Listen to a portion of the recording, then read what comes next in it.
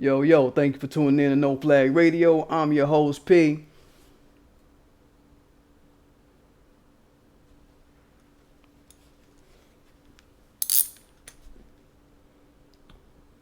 Back with the workmanship. Today we're talking about making white supremacy comfortable and the potential cost that goes into making white supremacy comfortable.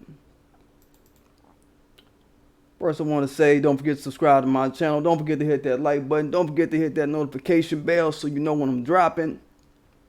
Don't forget to check out my Teespring. It's all kind of classics. Don't forget to check out Make America Pay Again. Definitely don't forget Make America Pay Again. As a matter of fact, let me drop a little notification real quick. Hey, the black boy, what's going on, Miss Lady? Been a while. Trying to stack them bricks. Yeah. Gotta make them ducats. Get it.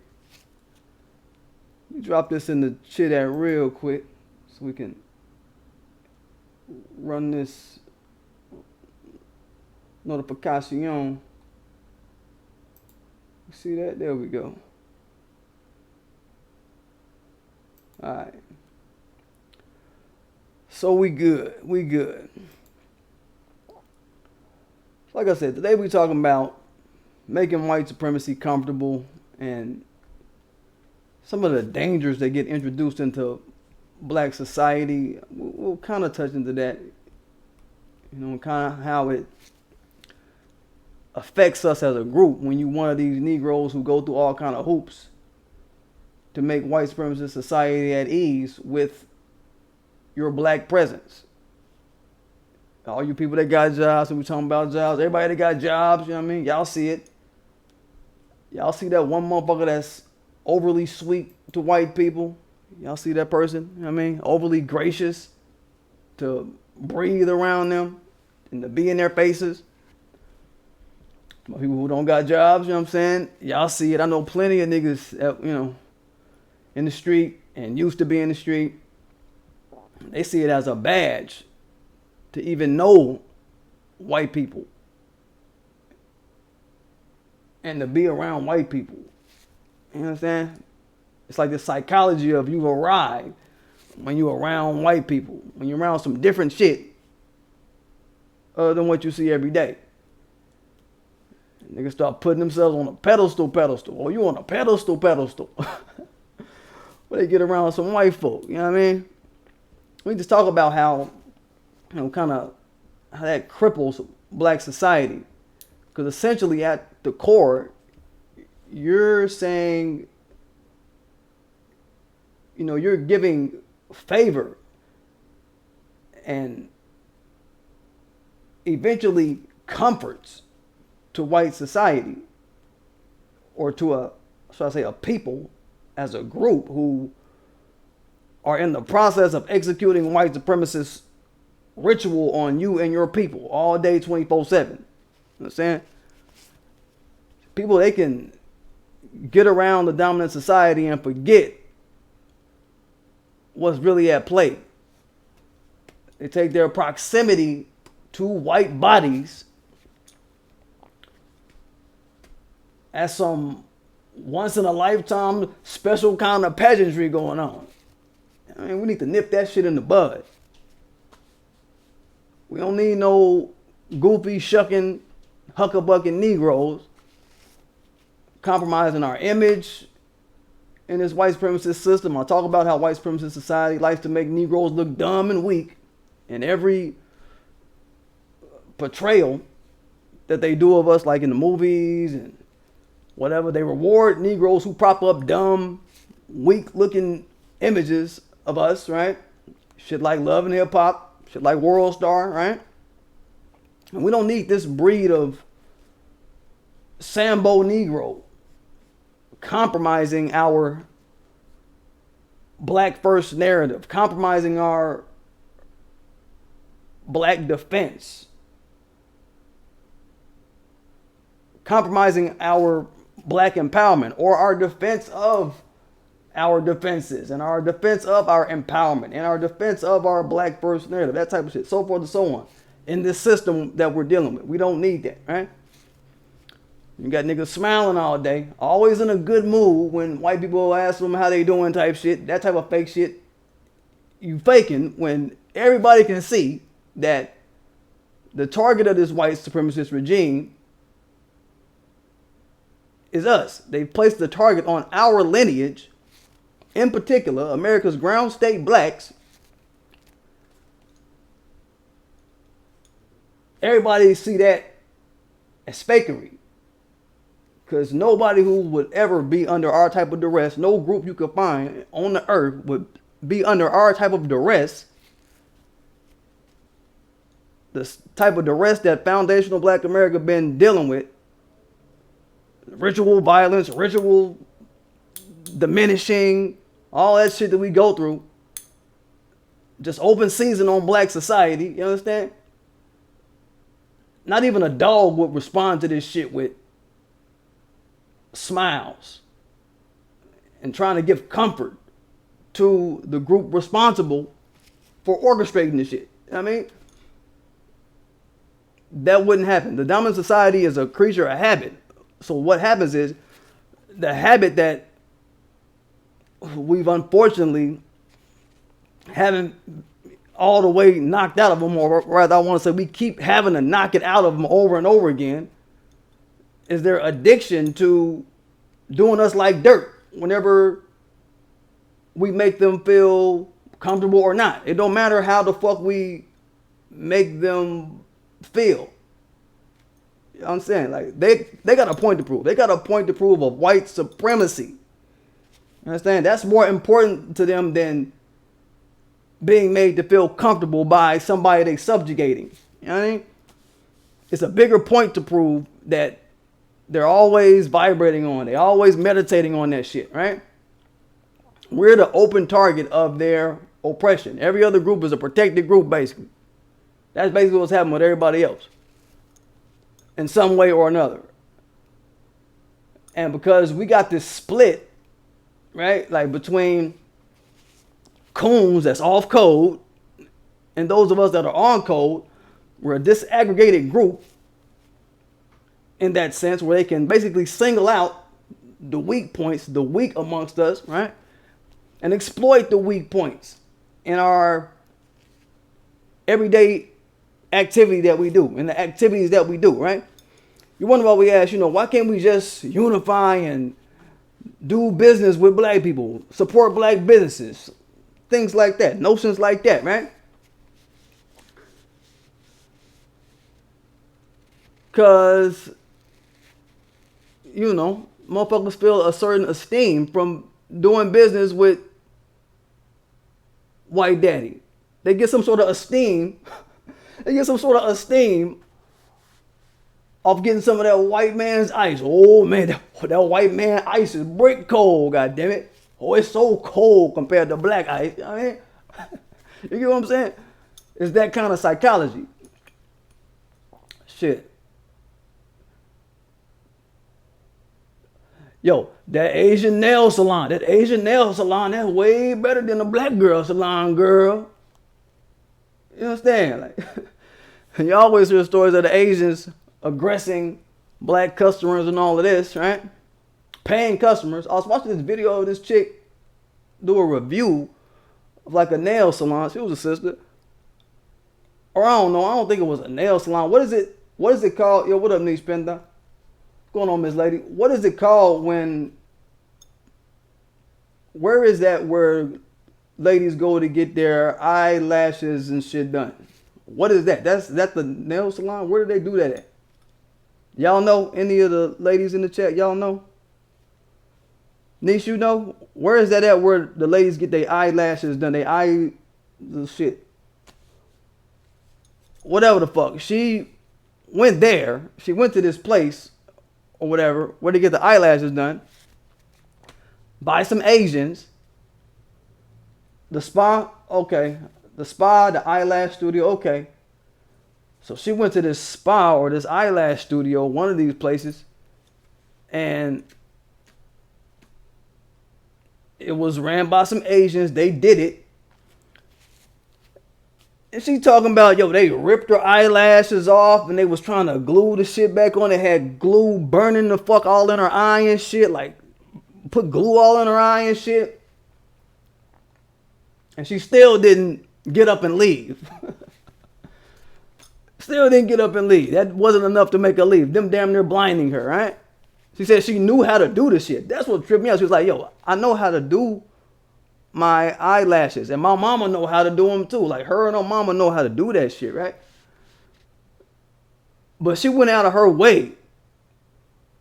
Evidently drove a long ass way to get to these Asians to try to patronize them. And that type of behavior, that can only come from somebody who thinks other groups are better than us and we're less than. This is my point. We get thinking everybody better than us. We internalize that, or a population of us internalize that poisonous ass psychology, because we don't know our history of being greater on this earth way longer than we've been fucked up. I always kick that little. We've been greater on the earth as far as amount of time on the calendar. We've been greater way longer chronologically than we've been going through shit. Like how we going through it now, right? So a population of us give these other groups clearances that they shouldn't get.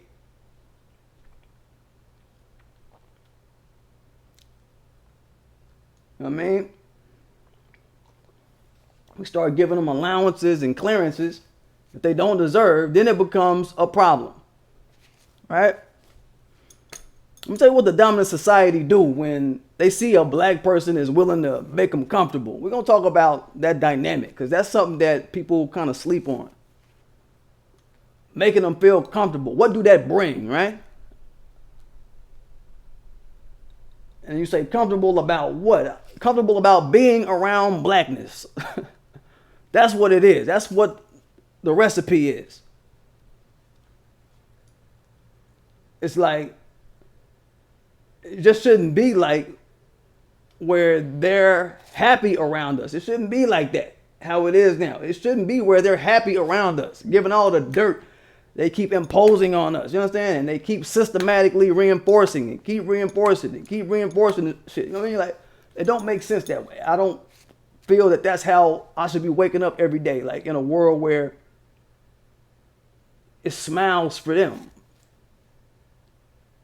By manner of no instrumentation, by putting in no kind of coonery into it, shouldn't be no device that makes them happy. They should be on edge around us. I'm just keeping it real. And they should be real in almost a quivering state when they see us. It shouldn't be no option for them to be comfortable. I'm going to say that in a certain measured tone. I don't want people to say it's hate speech or whatever, but I'm just saying, like, build me on this, right? Like, they shouldn't happen upon one single black person who gives them comfort about being the dominant society. If that makes sense to y'all. Due to how they became the dominant society. They became the dominant society 100% off of our sacrifice and off our ancestral sacrifices, right? There should be no way. So let me tell you what they do. Let me tell you what they do when they find that comfort-making Negro. That Negro that's willing to make a soft place for them. This is what they do. And anybody who's been around this type of shit, y'all can vouch for me on this. This is what really opened up. Once you show you're willing to make them comfortable, like you don't talk about race, certain things you got to not talk about when you're around the dominant society to make them comfortable. You got to not talk about race.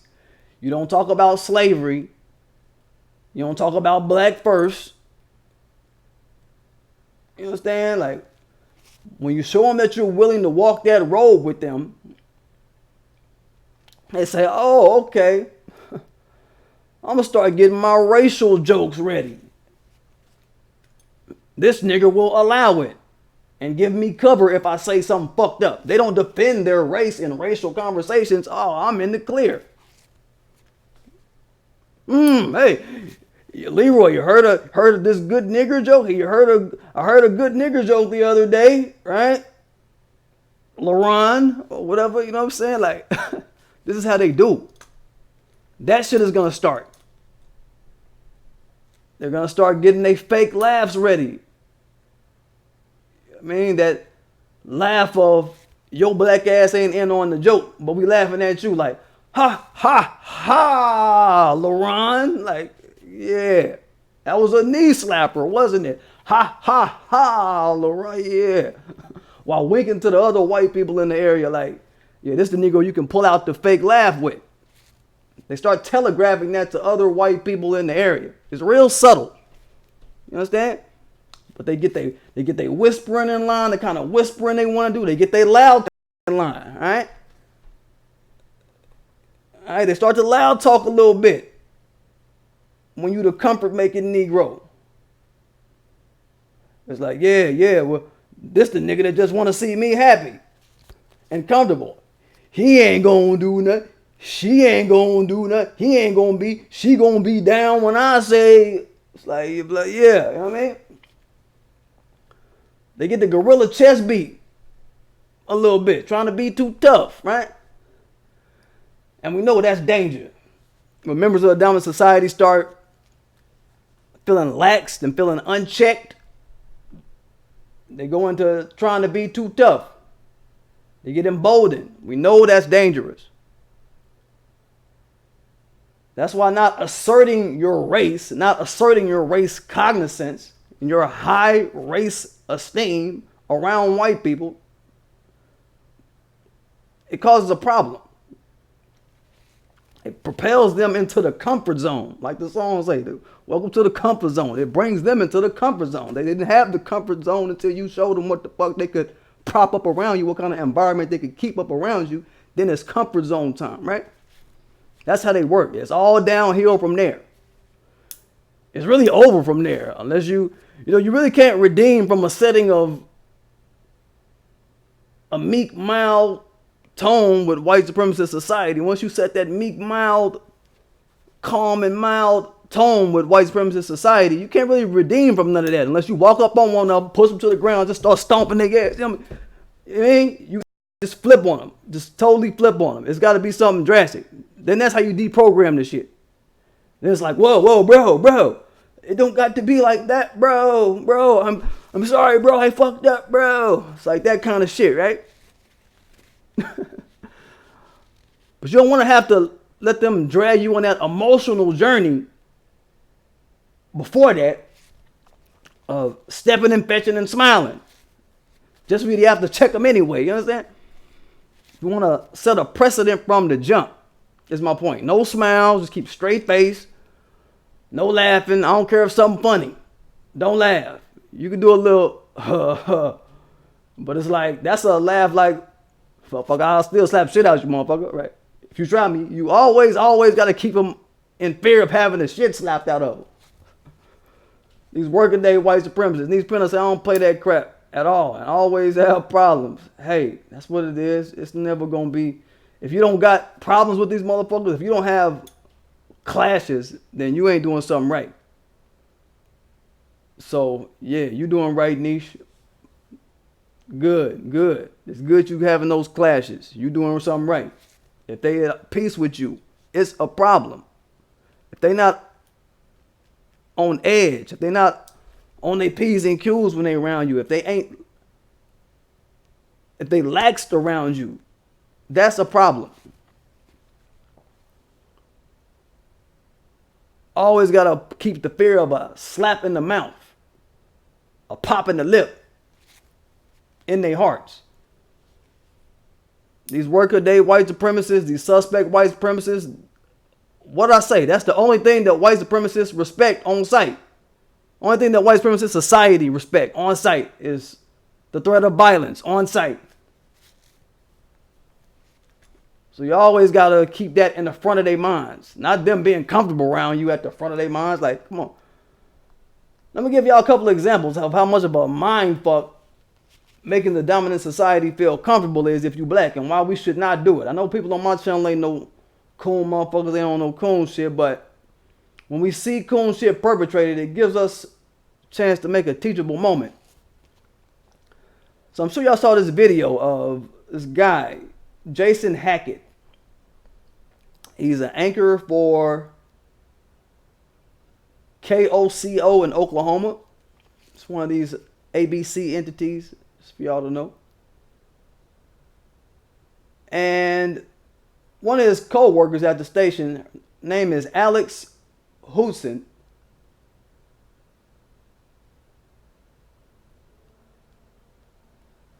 And she sat up on national TV, called this dude a gorilla. Say he looked like a gorilla. And we know these white supremacists, they know when they use certain phrases and terminology with black society that they've been historically used as insults. They know what these words are. They know this kind of shit because they start young learning that from the white supremacists they're around as a child. I don't care if a white person calls himself a good white person or a friend of black people. They know these types of terms used to disparage black people. Just like anybody else, just like all the other groups of white people, the other groupings, the Adam Wappins, the KKKs, the full-blown members of one of these white supremacist gangs or whatever, right? They all know the terms used to disparage black people. Don't let them motherfuckers try to pretend and act like they don't know what the words is, because all white circles are poisoned with racism, white supremacy. It's the foundation of every white circle in a white supremacist regime. There's nowhere you can go being white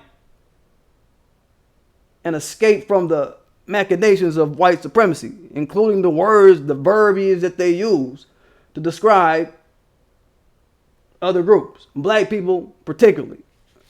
Right? They all know the lingo. Right? And what she did, she just used some of that lingo around a Negro she felt comfortable with. A Negro she felt comfortable using that type of talk around. She knew who to try that with, that gorilla comment. Because this guy, Jason, if I pull up some pictures of this motherfucker, this dude set a precedent for that white female to feel comfortable around him. There goes that word comfort again, right? I'll put up a picture from his Twitter. And he's the most laughingest, smilingest motherfucker in the picture. Let me pull this up. I'll put this up on my Twitter. That's saying something. You know, being the laughingest, smilingest motherfucker in the picture, being a black man, that's you telecasting, hey, I especially don't want to be looked at as a man who asserts his dignity in no kind of way. I don't want to be looked at as hard. I don't want to be looked at as nothing. I'm going to do the most in front of an image reproduction device like a camera. I'm going to do the most so people can know. So I can go down in history in front of cameras. Because the camera put your ass in history. I'm going to do the most in front of them cameras and go down in the history on camera as the coon of the hour. Let me get this picture up, man. This motherfucker. Here you go. Y'all see this shit? Look at it. Look at everybody in that picture. All right, so that's him on the front. In the front, he just having a good old time. Laughing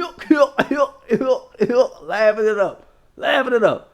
The sister there, she holding the white chick hand like, bitch, I'll break your knuckles. This is a fake ass smile. I'll break your knuckles, bitch, if you slip. She like, I see a ring on the sister finger. So that means that she probably got some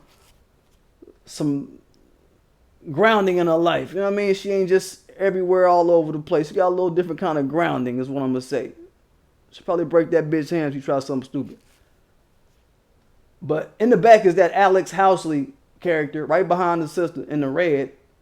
And look at this dude. He the only one. Only motherfucker in the picture. Only motherfucker looking like a goofball. You understand? That say something. That say a lot. Hold up, say stream complete. What the fuck? Say, can y'all hear me? Can y'all see me?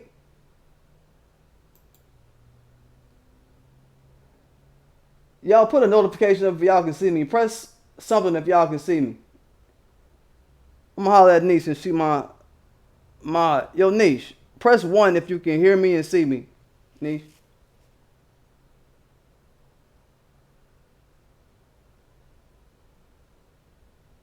It say stream complete. That shit is odd.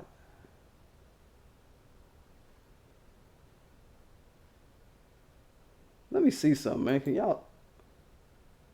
Let me see something. Say, can y'all see me still?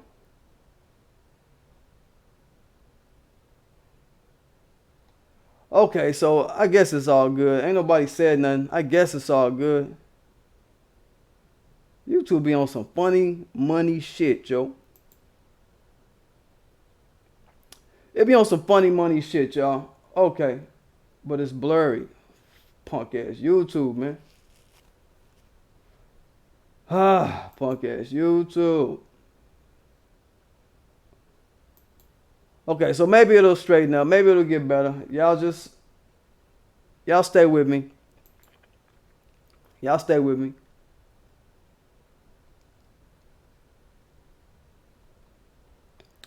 And let me break this down to y'all. You know, in her apology to him, and that shit was cringeworthy. She's up crying. And understand when the white females start crying, they know how to do that on cue, by the way, for those that don't know. They're trained of faking like they're some victimized damsel. They know how to pretend like they're a victim, and they will pull out the waterworks in a hot minute. But in her apology, quote unquote apology, I'm sure y'all noticed her touching on this man's hand. Touching on his arm and touching on his hand, right? I'm gonna break that shit down because a lot of us caught that when she did that. It was like, touching him. You're touching the boy.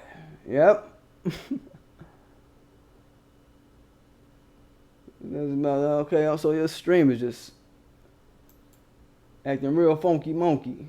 I don't know what it's about. But her touching his hand, let me pull this up. Touching his arm, let me pull it up. Y'all see that? Touching on him. That means something. As a co-host, first of all, she's space invading when she touches him. First of all, she's evading his space.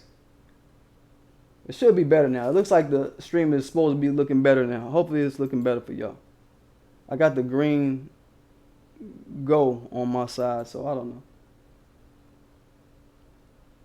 But yeah, she's touching on his hand. Y'all see that shit?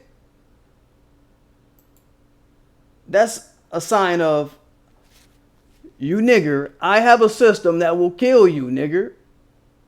It's like a mob kiss of death when a white person puts their hand on a black person. That's like them showing the ultimate disrespect. They don't respect your boundaries. That's what she was trying to let him know. I don't respect your boundaries, Negro. I don't respect what you've set up around this office, the climate you've set up here. I've talked about white supremacist society having chronic boundary blindness. Okay, says yes, it is clear. Okay, so it'll probably clear up when the cast load up, probably. Thank you, Niche, for keeping me updated. Appreciate it. But I've talked about, white supremacist society having chronic boundary blindness, right? But let's look at that a little deeper, though. They know when a Negro is compromised enough to violate his or her personal space. Because she's touching him. Her touching him is a grave show of, I own your personal space. You understand? Even though I'm in the wrong in this whole thing that we got going on, I own your personal space. You understand? That was the whole precipice of slavery, was white supremacist society taking ownership of black bodies. And every orientation that a black body would assume in this white supremacist regime. This shit is very much a nod to enslavement when a white person touches a black person. We need to get that shit clear in our brains. It's them reaffirming that they remember how to treat their slaves type shit. She on that time with it. With wanton violation of personal space and personal rights. Right? Yeah. Now him on the other hand, he's just a powerless Negro.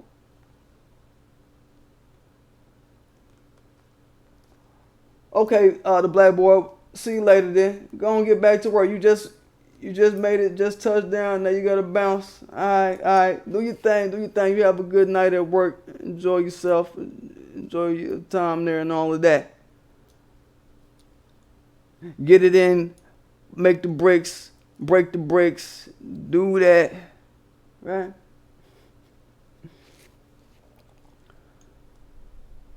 But understand that him being in that situation, he's just a powerless Negro. He's really trying to comfort her, really, throughout this whole thing. If y'all watch the video, he was on some, oh, now hush now, Miss Daisy. Don't be crying. Hush all that crying now, Miss Daisy. I was to wipe them tears up real good, Miss Daisy. This motherfucker, he really trying to make her feel good. He all leaned in. His hand was basically up her dress. Y'all saw this shit? He basically had his hand stuck up her dress.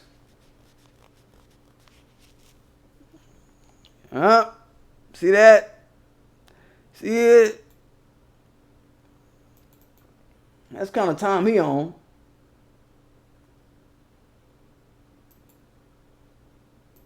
And she's like, hold up, nigger. You saw she was kind of like, all right. She's trying to hold it in, but you could tell her mood, the mood of everybody kind of shift like, hold up, nigger. You know what I'm saying? I don't owe you no hand to leg contact type shit, nigger.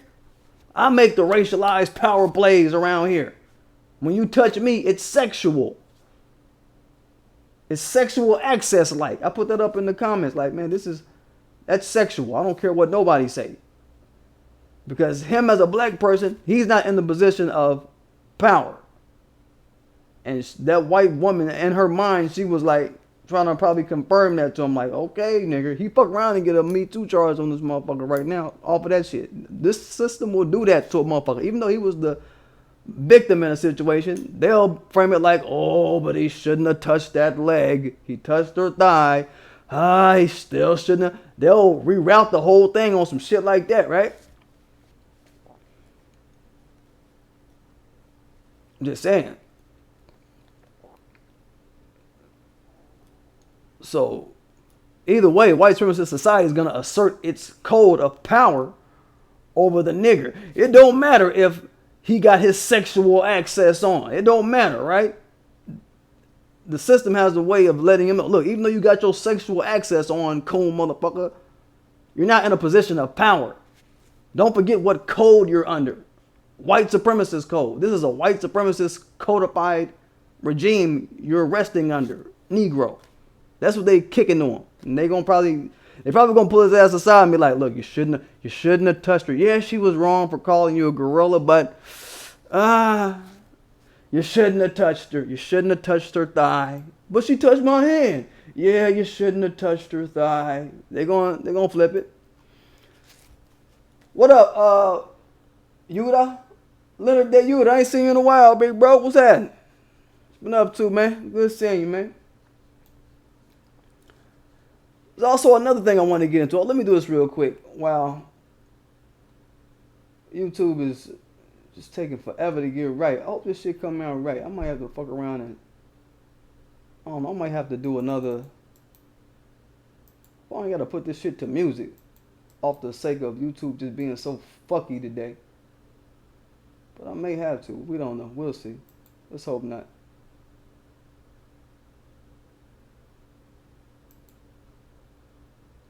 Let's hope not. What's good with you, bro? Good seeing you. Leonard Day Yuta. I'm just hollering at Leonard Day Yuta, y'all, in the Chizat. There's also another thing I want to get into, y'all. Is this Nikole Hannah-Brown. Alright? I didn't do a video on this 1619 project that she did because what I did on Twitter just spoke volumes. I read the daggone thing before most people. I called out the Lil Nas X shit before anybody on Twitter, anybody anywhere. I called out some of the glaring omissions from the work. I did my work behind that shit. That was in the week that I was suspended off YouTube. So I was like, shit, I did my work. But it was, you know, I felt like I did enough damage to the chick, right? She blocked me on Twitter, so I felt, hey, man, I must have hit a nerve. I hit the right nerve with my constructive criticism. And she had to run off. So look, on the topic of making white supremacist society comfortable and the peril and the potential danger it can cause our collective, I want to turn to a recent interview this Nikole Hannah-Brown, aka Sideshow Bob. Some motherfucker went in on her last week talking about she looked like Sideshow Bob, and goddamn it, you can't tell me that bitch don't look like Sideshow Bob. That was just funny as hell. That was just funny as hell. Alright? You look at that chick, man, she looked like the clown emoji. You know what I mean? She looked like the clown emoji. Yo, what up, worker boy? What's good, Miss Lady? Good seeing you. I figured I would catch you in the cast today. I figured you would be involved with the cast today because I know a lot of my people that come to my chat, they late workers, late night workers, graveyard shifting and so forth and whatnot. What's good with her, homie? Lice coochie. Uh-oh. Uh-oh. We just talking about Sideshow Bob. So look, alright, so like I said, man, she looked like the clown emoji. I don't, you know, I don't believe in accidents or coincidences in this mug, man. In life, I don't believe in accidents or coincidences. I think the universe intended for her to look like the clown emoji. Because she definitely acted a fucking clown in this interview.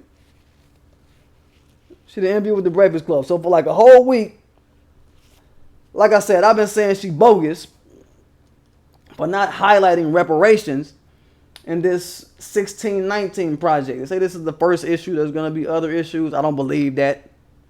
I don't believe it. But in this interview she did with iHeartRadio suspect white supremacist Bob Pittman Breakfast Club, we know what's up with them. She says, oh, in my work, I don't like to use the term slave.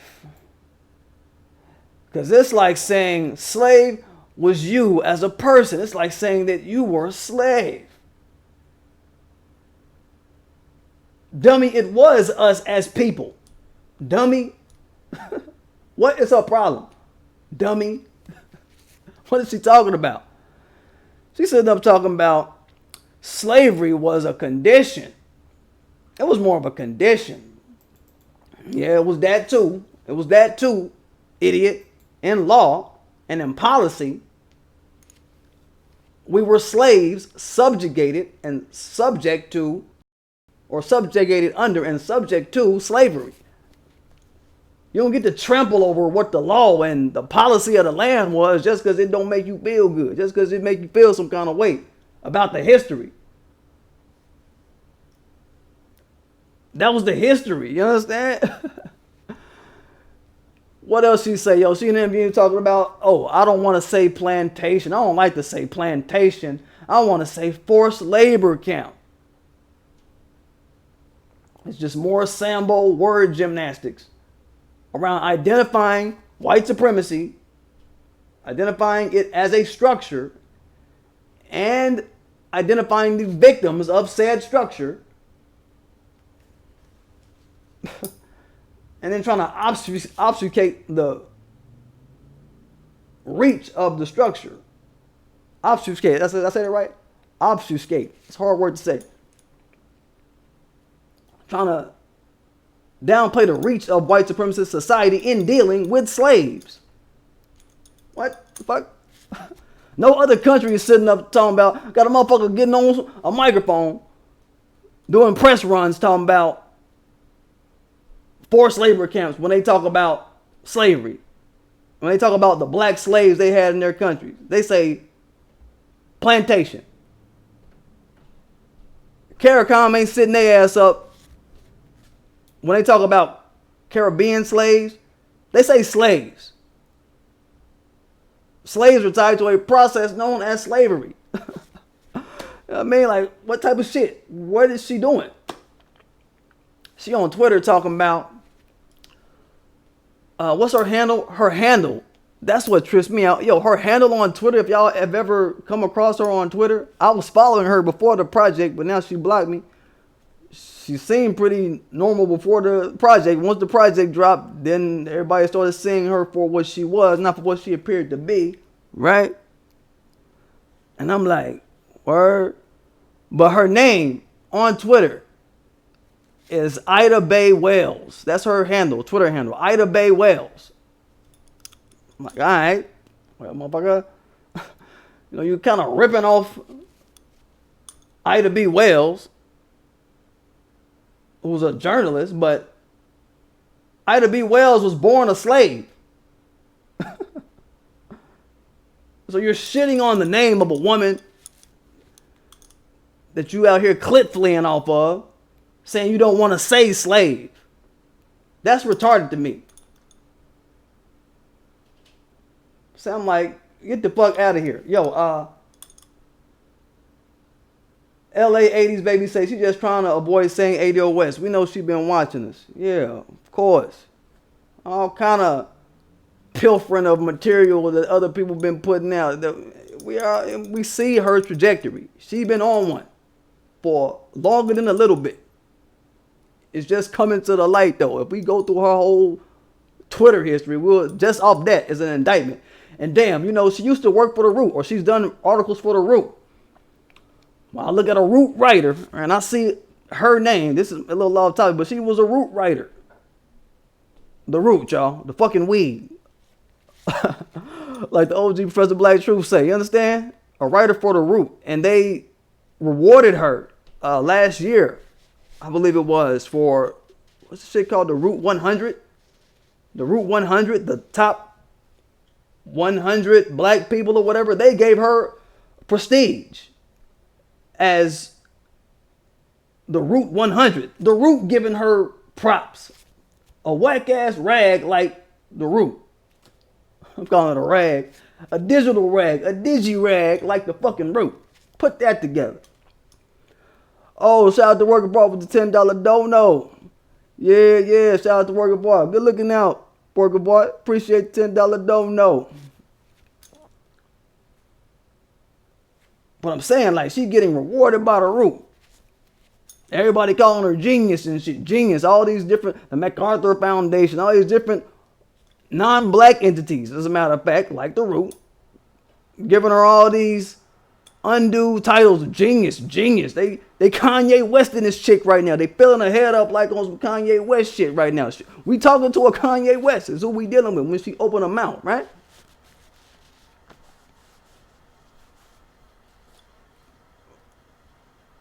But she talking about she want to make this into a curriculum, her 1619 project, something ready for schools. Where claiming that, you know, children are already dealing with a watered down interpretation of slavery, already dealing with a watered down perception of what slavery is in the schools. But this just contributes to it.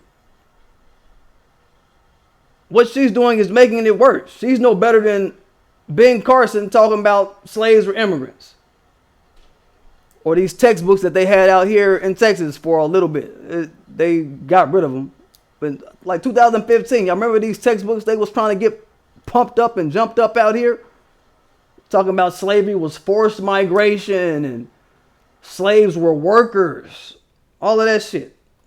I got a picture of the book. If y'all ever come across this book, don't ever fuck with it. It's a geography book. Don't ever have your kid read this shit. It's poison in it. Patterns of immigration. Talking about slavery. It's forced migration. Chick no better than Ben Carson. talking about she know history and shit. Like, what? You know what I'm saying? She's no better than all of that crap. If you want to go there, if you want to just, you understand? Like, just call it what it is. Call it what it is. It's slavery. And the funny thing about this Sideshow Bob, y'all, Sideshow Bob, Hannah-CLOWN. Start calling her Hannah-CLOWN. Because fuck it. She looked like Sideshow Bob. What the fuck? You know, she contradicted herself in this interview. I don't know if people caught this, but she brought up, well, the Constitution, it didn't say slaves in it until the 13th Amendment. But it was implied that, you know, in all these different previous amendments that were excluding blacks in society, like the 3/5 Compromise, things like that, it was implied that it was slavery back in the day or whatever, before the 13th Amendment. So, if she recognizes that, and recognizes that logic that the drafters of the Constitution set out to do, they really set out to hide and codify slave in the Constitution. If she can see that, for her to get on the Breakfast Club and promote doing the same and try to up and do the same out of whatever space of her mind and tell her she can do that in a work that is supposed to be indicting the founders of the Constitution, the founders of the country and all that. This 1619 project is supposed to be an indictment, supposed to change the date of the start of America, all this shit. It's really an indictment of, I want to say a soft indictment of the founding fathers and the founding legs of America. That whole, I don't want to give it that much credit by even lending a real description to what she's doing, because it ain't really that. She just, motherfucker, when I see Lil Nas X but no mention of Malcolm X, I'm side-eyeing the whole thing. Ain't no freedom fighters in that whole reading. I'm side-eyeing the whole thing. I think she talked about Nat Turner once, or it was a passing reference to Nat Turner, from what I remember. What? So for her to try to promote doing the same thing that the founders of the Constitution did, and what she's saying that they did, because she is able to see that and able to recognize that, hey, they did that. To me, it sounds like she's doing the same thing, trying to make white supremacist activity palatable for readers. The Constitution had readers, and it was meant and written to make it palatable to readers at whatever point in time. That's what you're doing with this 1619 project. That's what you're doing with this fuck up of a 1619 project. So, Hannah-CLOWN. Let me pull up a picture of her real quick. Hannah-CLOWN.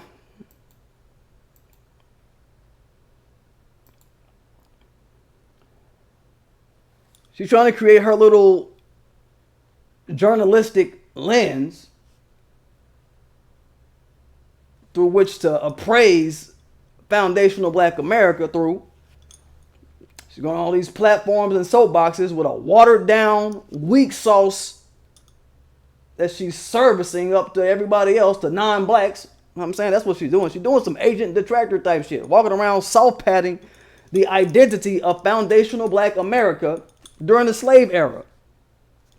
Soft padding the conditions we were dealing with. Calling it forced labor camps. The conditions that we were dealing with was the basis for what happened after that, which was peonage. Damn. So, are you going to call peonage forced labor camps?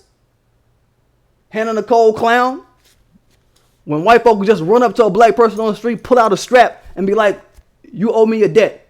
You're going to work on my plantation or at my home until you work this debt off. Just running up on people with the strap. This is what is happening. And she talking about forced labor camps. No, you got to use the real term. Because you shitting on everything that come after it when you try to front on the basis of what it is. That's the dumb part that I don't understand with this idiot. I don't get that. It don't make sense.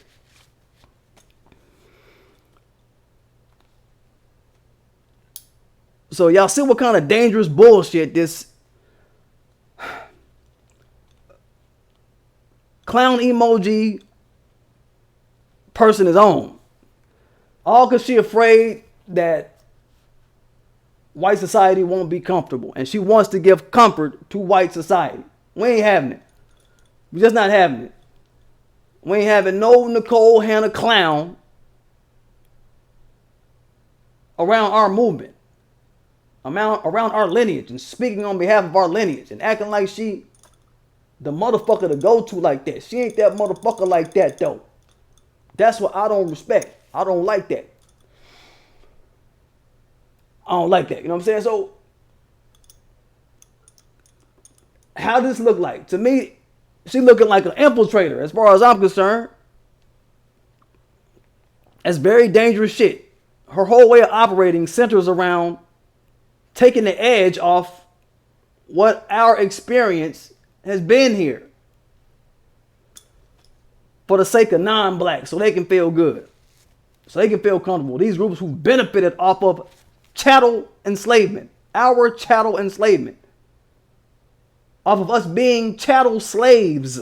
Since she don't like that word, I'm gonna drill it into her brain, drill it in through a dome top, since she don't like it.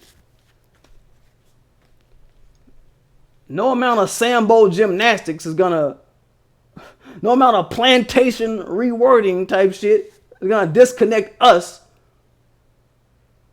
from the story of benefit making for all these other groups via slavery.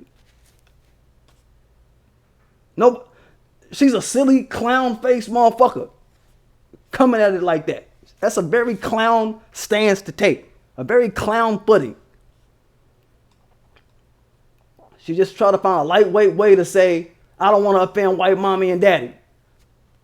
I don't want to remind white mommy and daddy of what transpired during slavery on the terms which it transpired.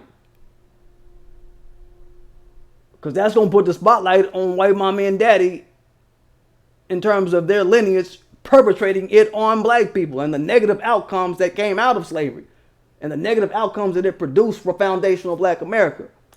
I don't want to throw white mommy and daddy in the spotlight and kick open the door for the reparations conversation. I don't want to do that. That's her game. That's what I'm thinking she on. Right? I'm just putting it together. She's talking about she's going to be doing another one of these and she keep fronting like she's going to make this next one about reparations. But I'm like, how do you talk about reparations and not use the term slaves? How do you not talk about chattel slaves? Yo, if y'all watched that interview with the Breakfast Club, I put it up on my Twitter. She even fixed her big mouth to say Indians had worse atrocities happen to them than black people. Just out of the blue. It wasn't like nobody asked her a question. She just offhandedly threw that one little point into one of her responses she was giving to Charlemagne. I posted a clip on my Twitter. Y'all go check it out. And follow me at PStillDGAF on Twitter. I'll follow you back if your content is solid. If you got solid content in your thread, if your shit ain't on no bullshit, I'll follow you back. But if it's just a bunch of bullshit, I'm not going to follow you back. But follow me, though. Just follow me, though.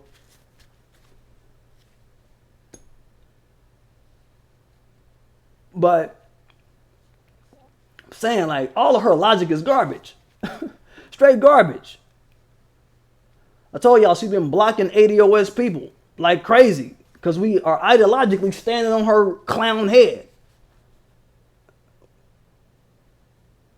We're saying, look, you are a part of the continuum of doing disservice to the black community, trying to erase our legacy, trying to water down our legacy, trying to blot out our legacy. You're a part of that continuum. Fat clown motherfucker. You know what I mean? This fat Sideshow Bob motherfucker, man. I don't like it. I don't like it. And she's using her vehicle at the New York Times to do so. And to hate on us like this. We don't need nobody working for these big entities, pussyfooting out here. When it comes time to speak up on what we got going on, you sit your fat ass down somewhere. Nikole Hannah-CLOWN. She could save this 1619 project but some other shit. I don't know, but if you're not towing the line that our black collective is ADOS as a collective, this is what we doing, this is what we on, this is what we speaking up for, this is what we are representatives of. She was also in the interview kicking that, oh, it's the 40 million blacks, the 40 million blacks. And I'm like, yep, that 40 million black talk, We know what that's about. We know that's inclusive of immigrants. People who weren't even here in 1619. Why you talking stupid shit? Since you want to use 1619 as a reference. I'm just saying, like. So, if she said 37 million, I'm hearing it. But when she talked that 40, I'm not hearing it. So we already kind of see, like, I think her issue is that she is not shit without the props that she got from making white supremacist society comfortable. She spent her whole career making white supremacist society comfortable.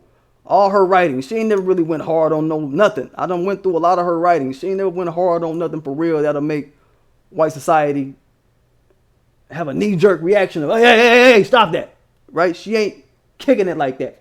So when her issue of reparations, she's supposed to make this reparations version of the 1619 project. She might even try to kick up some immigrant shit. I wouldn't doubt that she would try to straddle that type of line to curry that kind of favor in her career now. You understand? I already see where she's going with this. We really don't know where this chick is going to land, y'all. I just think that she's showing all the signs of a chick that is trying to be a one-man army to the discussion of the black experience. Like I said, because she's pruning key members of black society from her Twitter and from her appraisal of black society at a white company. She ain't mentioned nothing about Sandy Darity. Ain't mentioned nothing about Ann. Ain't mentioned nothing about Yvette. Nothing about Tone. I'm looking at this shit. In the presence of white people, this is what she doing. She blocked Tone. I'm going to keep saying it. She blocked Tone. But sitting up talking about she going to do some reparations next time. Well, we got y'all next time. What up, G-Man? What up, big bro? What up, Unsunken One? Unsunken One, baby boomer, mother in the bag. I saw something about baby boomer.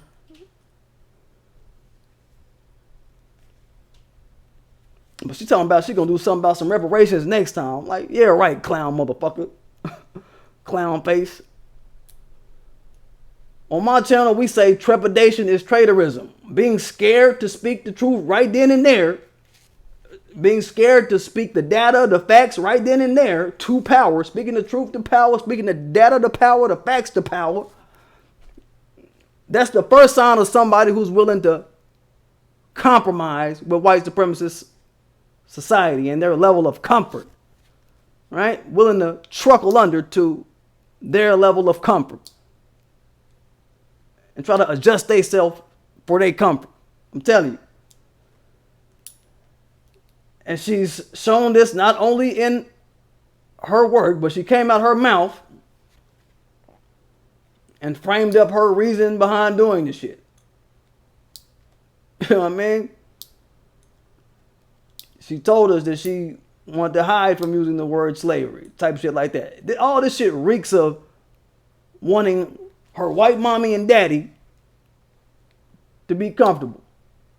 That's a pun for your ass, right? That's a double entendre for your ass, right? She got a white mama on the real. She got a white mama, y'all. And I'm sure that she trained her well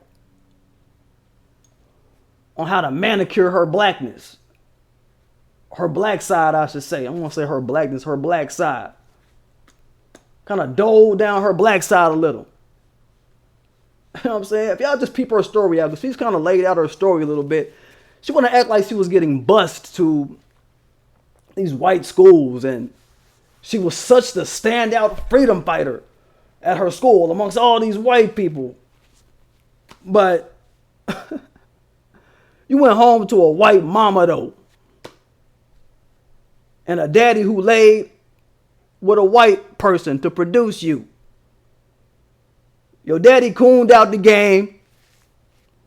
He gave up on black women. I don't want to hear that talk. Oh, there ain't too many black women out there. Shut up. It's more black women on earth than it is white women. He gave up on black women. I don't care what the fuck anybody got to say about some black man giving with a white chick or vice versa. Or black woman giving with a white man, whatever the orientation is. I don't give a fuck what nobody say about that shit. That shit get no love on my channel. Don't care what you say about it. Don't care if you like it, dislike it. Yo, I'm just saying, this is what the fuck the genetic vibration is. We speaking the energy conversation on my channel. We gonna get at that part of it. That part, homie. But daddy cooned out the game, gave up on black woman, gave up on the sisters. And what did I say? Every white person is trained in diminishing and downplaying blackness. It's part of white supremacist code. So she's showing us that she came from that lineage. Her mama, she's sitting up under a white mama who's forever a default soldier for white supremacist society and for whiteness in a white supremacist regime. Just by default, all white people. We're going to talk white people, right? They're all default soldiers for white supremacy, unless they swear it off completely and everything they do, and you can see it in their works and see it in their life, all that. They completely swear it off in the works that they do. But her mama wasn't no freedom fighter, though. I know that. Her mama wasn't no freedom fighter. She taught her daughter how to make white people comfortable. She taught her daughter to make motherfuckers smile if they white. That's why she got a job at the New York Times, making them comfortable with her works. That's why she released the 1619 Project, showing just enough trepidation and just enough dance around our issues, reparations, and black wealth lockout, just enough to make them comfortable. I don't like Charlemagne the fraud, you know what I mean? And watching this interview, y'all, I don't like Charlemagne the fraud on this interview that she did. I don't like him. He ain't a hard hitter. He kind of, his mind be out to lunch more often than not. He don't stay on the main scene of the situation. He be on some weirdo shit. He done said a lot of suspect coon shit, and it just they got their seasons on the Breakfast Club. At certain points in the conversation, they'll try to act like they down for the people, but then when they get to really trying to span out, you can tell, oh look, that's a cool motherfucker. You know what I'm saying? I don't like Charlemagne as a personality on the airwaves, on radio waves, but he tried to check her in his appraisal of her. He was just like, look, you know, you don't like using the term slaves. Or he was saying, oh, she came out saying like she didn't like to use the term slave. And he was like, you know, I call them cracker ass crackers and racists and bigots and all of this, right? And what did she say? She said, oh, I don't think they would allow that in the New York Times. You see that? We got us a company woman on our hands, y'all. Always putting the company first and the desires of the culture of the company ahead of bare bones truth. Her little seat at New York Times is more important than bare bones truth. And I asked her in one of my tweets to her. I sent her, when she had not blocked me or whatever. I sent her a tweet. I guess it was one of the ones that kind of ramped her up to almost block me. That she blocked me a couple of tweets after. But I was like, man, who are you afraid of at the New York Times? You danced around reparations. You didn't have to. It's your project. Who are you afraid of? Who are you scared of? Is what I said. Who are you scared of at the New York Times? And a couple of other people jumped in like, yeah, who are you scared of for real though? What? So it's that, like, who are you afraid of? She didn't have no answer. I'll tell y'all that. She had no answer.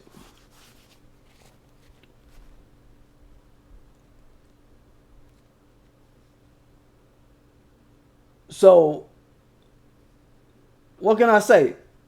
She been ducking the real about the talking points that we done had going on. Somebody said she was pilfering all the talking points of Tone and Yvette, all the stuff that they've been putting out that we've been giving them credit for, like the wealth data and all this type of stuff. This idiot, she wasn't sitting up at no Duke with Sandy Derry. She wasn't up at no Duke with Tone and Ann. She wasn't sitting up with Yvette doing no work, doing this work, you know what I'm saying? Like, I mean, it don't make sense, man. She ain't been nothing but a mouse at the New York Times. A fat clown mouse. Not even doing no articles about slavery. Not even writing really about slavery, but she is the go-to black for this. It's because she's pliable. She makes them comfortable. She's ineffectual. Is what her problem is. That's why they want her. She willing to soft pad the weight of what we went through as black society, the weight that we bear as black society, and the weight of what we're owed in return for bearing the weight. So don't let this fool y'all, man. She's a Humpty Dumpty sideshow Bob rat. And she will remain a Humpty Dumpty sideshow Bob rat until further notice on my channel. She's Hannah-CLOWN on my channel. Down for making white supremacy comfortable. We don't need no weak-hearted motherfucker around us like that. That shit'll get everybody fucked up. That'll keep people getting fucked up. That'll keep us having bad shit happening to our group. When you got motherfuckers that's out here pussyfooting, all because they got called a genius, all because they got patted on the head by the root. They feel like they the shit. It's like, nah. Nah. I mean, what you on could die. And I would not give a fuck. You know what I mean?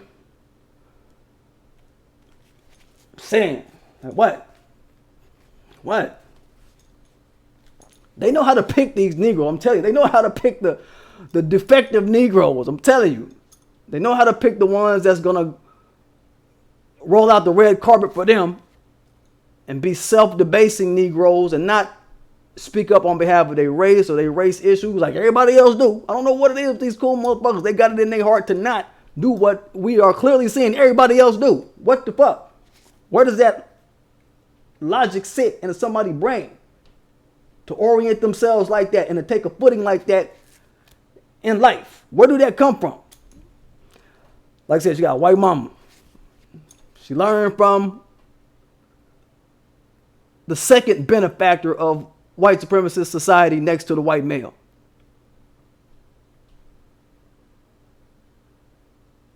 Y'all don't think they got something to do with it? I'm telling y'all, I got something to do with it. I'm telling you. But anyway, don't forget to subscribe to my channel. Don't forget to hit that like button. Don't forget to hit that notification bell so y'all know when I'm dropping and all of this. I hope the stream came out okay because YouTube was just acting kind of fucked up in the beginning. I hope it came out alright. I hope it wasn't fucky. Hope it wasn't fucky, y'all. It's looking all right now. It's looking pretty good. It's coming through good now. Let me run through a few people in the chat. Just see what people are talking about. I like to fuck with my peeps. What's up?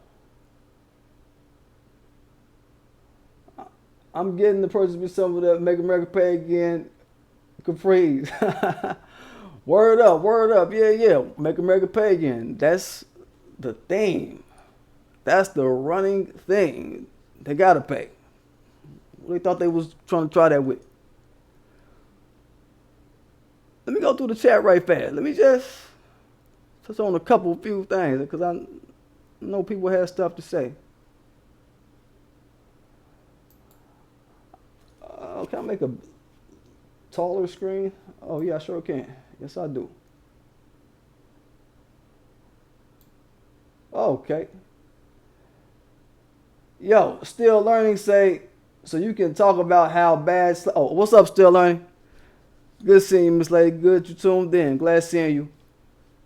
Just shouting out Still Learning. Still Learning say, so you can talk about how bad slavery was in its aftermath, but it means nothing if there's no solutions to make us whole. Yeah. I don't know if you're saying like a question, like there's no solution to make us whole. Right. Like they spent all they. Yeah, she spent all her tread to write a whole fluff piece. And she gave props to Lil Nas X at the end. I never forgive her for that shit. How we go from the economy of sugar and all that type of shit, all the type of stuff that black folk had a hand in, to one of the Moisty Boys. How we do that? How's that 1619? How is that? I mean, how's the Moisty Boys 1619 project? I don't get that. Where do that intersection happen at? What would Lil Nas X be doing in 1619, y'all? I'm saying he have some horses in his back. I mean, weirdo shit, man. Weirdo shit. I'm saying, whole project is bizarro world. Hold up. I saw this one comment about Charlemagne. Niche, I gotta read it. I gotta read it, Niche. Yo, this from Niche Penda. Say he had arched eyebrows, and that tells you all you need to know. Yeah, dude.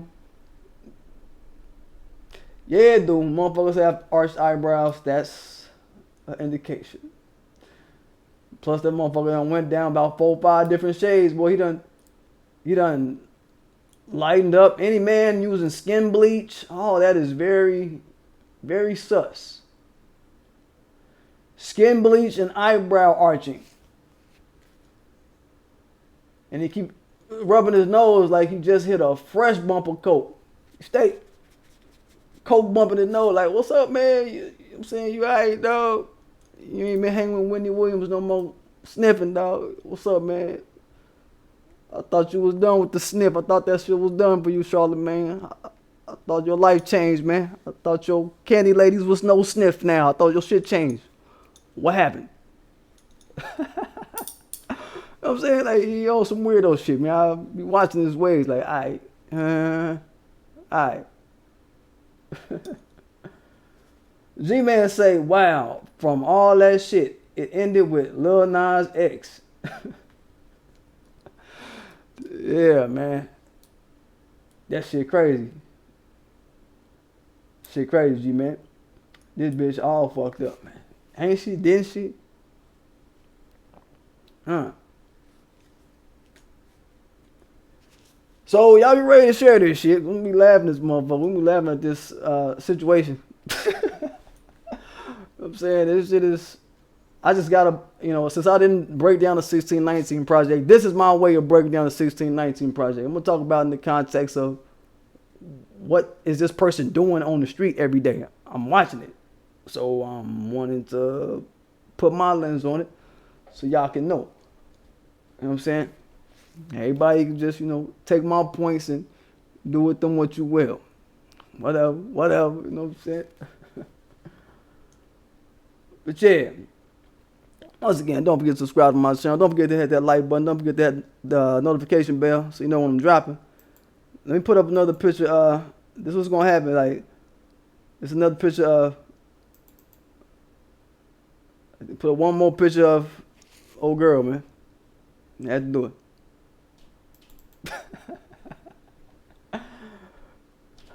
Man, be getting at y'all.